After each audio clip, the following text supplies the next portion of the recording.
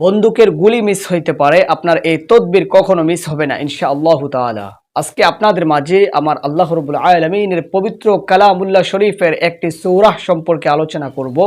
যে সূরাটার উপরে তদবির করে যে কোনো দোয়া করবেন, যে কোনো উদ্দেশ্যের জন্য করবেন, প্রতিদিন লাগাতার 7 দিন আপনি এই তদবিরটা চালিয়ে যাবেন। আল্লাহ চাহে তো আপনার সমস্ত হাজত, আপনার সমস্ত দোয়া, সমস্ত উদ্দেশ্যগুলো আল্লাহ কবুল করবেন ইনশাআল্লাহ।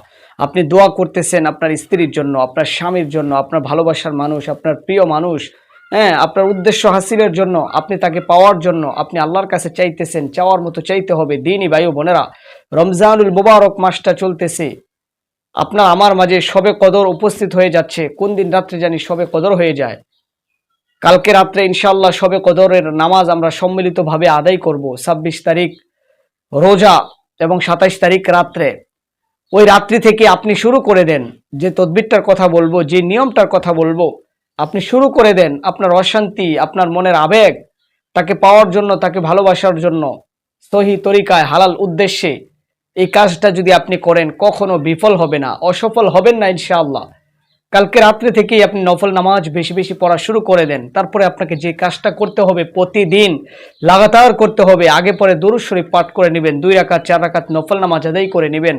রাত্রেবেলা যদি করেন তাহলে সবচেয়ে বেশি ভালো হয়, তাহাজ্জুদের সময় অথবা ঘুমের পূর্বে আপনি আমলটা করে শুয়ে ফেলতে পারেন। আমলটা হলো, তদবিরটা হলো সূরাতুল ফাতিহা।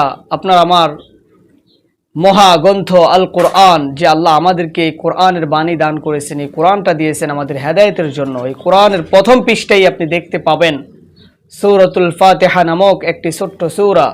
এই সূরাটা আপনাকে 11 বার পাঠ করতে হবে। আমি একবার পরে শুনিয়ে দিচ্ছি।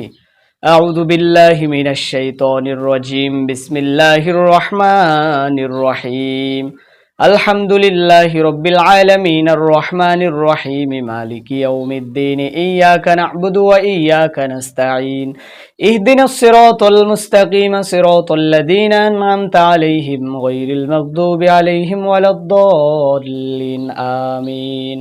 আগে দুরূদ শরীফ 11 বার পাঠ করবেন, পরে দুরূদ শরীফ 11 বার পাঠ করবেন এবং সূরাতুল ফাতিহাটাও 11 বার পাঠ করবেন ইনশাআল্লাহ। তারপরে 2টা হাত আকাশের দিকে তুলে দেন, আল্লাহর দিকে রুজু করে দেন এবং যা চাওয়ার আল্লাহর কাছে চান। কাকে চাচ্ছেন, কাকে নত করতে চাচ্ছেন, কাকে বাধ্য করতে যাচ্ছেন, কাকে ভালোবাসতে চাচ্ছেন, কি উদ্দেশ্যের জন্য এই আমলটি করতেছেন, তদবিরখানা করতেছেন, চাওয়ার মতো চান। 1 দিন, 2 দিন, 3 দিন, 7 দিন লাগাতার আমলগুলো করতে থাকেন। দেখেন আমার আল্লাহ রাব্বুল আলামিন আপনার উপরে কি কেরামতি আল্লাহ তাআলা নাজিল করে। আপনি আমলটা শুরু করে দেখেন, কেরামতি দেখতে পাবেন। সূরাতুল ফাতিহার যে উদ্দেশ্যের জন্য করবেন সেটাই কবুল হবে। অনেকেই বলেন তদবির করি কোনো কাজ হয় না, অনেকেই বলেন আমল করি কোনো কাজ হয় না, আল্লাহকে ডাকি কোনো কাজ হয় না। ডাকার মতো ডাকলে পরে কেমনে খোদা শোনে না? অবশ্যই আল্লাহ তাআলা শুনবেন।